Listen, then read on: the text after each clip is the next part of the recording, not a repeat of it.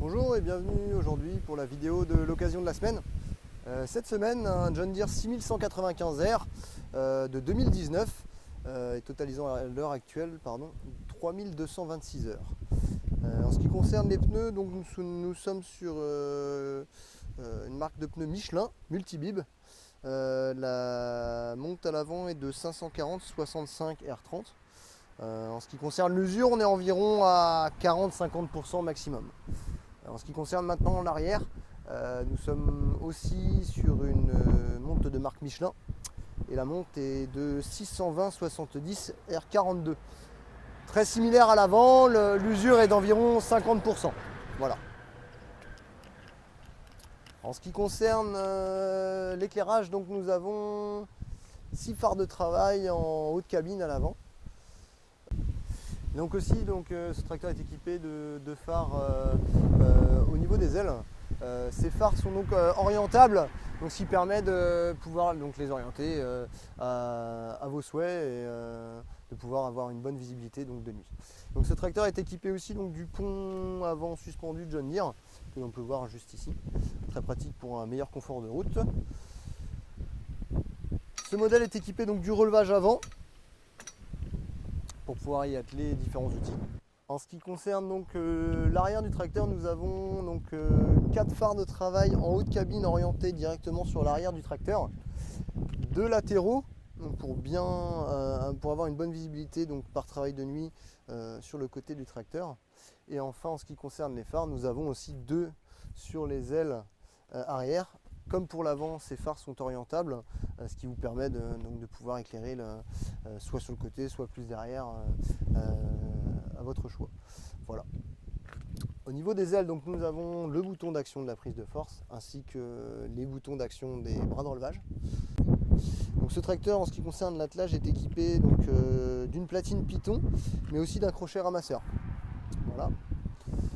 Nous avons 3 distributeurs hydrauliques double effet que l'on peut voir ici. Une prise isobus pour les outils équipés de l'isobus. Voilà. Et ce tracteur bénéficie aussi de la réserve de gasoil supplémentaire.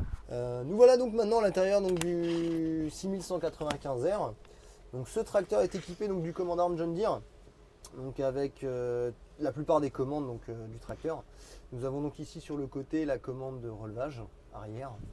2 distributeurs, il me semble le 3 et le 4 si je ne me trompe pas, ou le 2 et le 3. Le bouton d'action de la prise de force. Nous avons ici les raccourcis pour les réglages des phares, de la climatisation, du gyrophare ou encore de l'autoradio. Sur cette partie-ci, nous avons l'e-tech, la programmation de l'e-tech pour les séquences de bout de champ, ainsi que l'activation du pont avant pour le 4 roues. Nous avons ici la molette de régime moteur à main. Le levier commande pro de la boîte AutoPower, levier qui permet l'avancement du tracteur, l'inverseur, et aussi un inverseur hydrostatique pouvant aller jusqu'à 5 km/h.